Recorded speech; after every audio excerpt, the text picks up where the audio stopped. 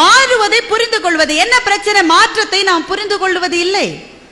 உறவுகள் மாறிக்கொண்டே இருக்கும். 5 வயசுல பையன் சொல்லுவான், எங்க அப்பா தான் சூப்பர் அப்பா. 5 வயசு. 10 வயசானா சொல்லுவான், எங்க அப்பா நல்லவர், அப்பப்பா கத்துவாரு. 15 வயசுல சொல்லுவான், அம்மாவை கூப்பிட்டு, உன் வீட்டுக்காரர்கிட்ட சொல்லிடுமா, அப்பப்ப என் ரூட்ல வராரு, மரியாதையா இருக்காரு. 20 வயசானா பையன் சொல்லுவான், எப்படிமா இந்த ஆளை போய் நீ கல்யாணம் பண்ணிட்ட? அப்படின்னா பையனுக்கு 20 வயசுன்னு அர்த்தம்.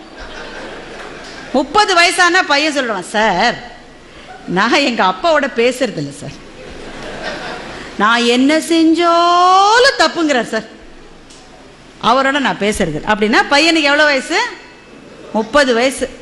அதே பையனுக்கு 40 வயசு ஆயிடுச்சுன்னா அவனுக்கே அப்ப குழந்தைகள் இருக்கும். அப்ப சொல்லுவான், எங்க அப்பா கத்திக்கிட்டே தான் இருப்பாரு, ஆனா பாவம் நல்லவருன்னா அவனுக்கு 40 வயசு ஆயிடுச்சுன்னு அர்த்தம். அவனுக்கே 50 வயசு ஆயிடுச்சுன்னா சொல்லுவான், அந்த வறுமையிலே எங்க அப்பா எங்களை எப்படி வளர்த்தார் தெரியுமா, மை டாடி இஸ் கிரேட்.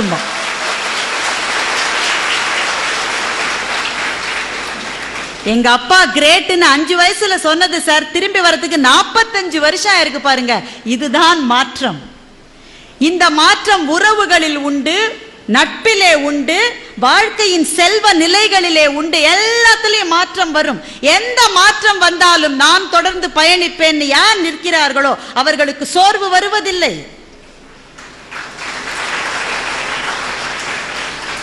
மாற்றங்கள் இருக்கின்றதே, அது நதியிலே கலக்கின்ற கழிவை போல.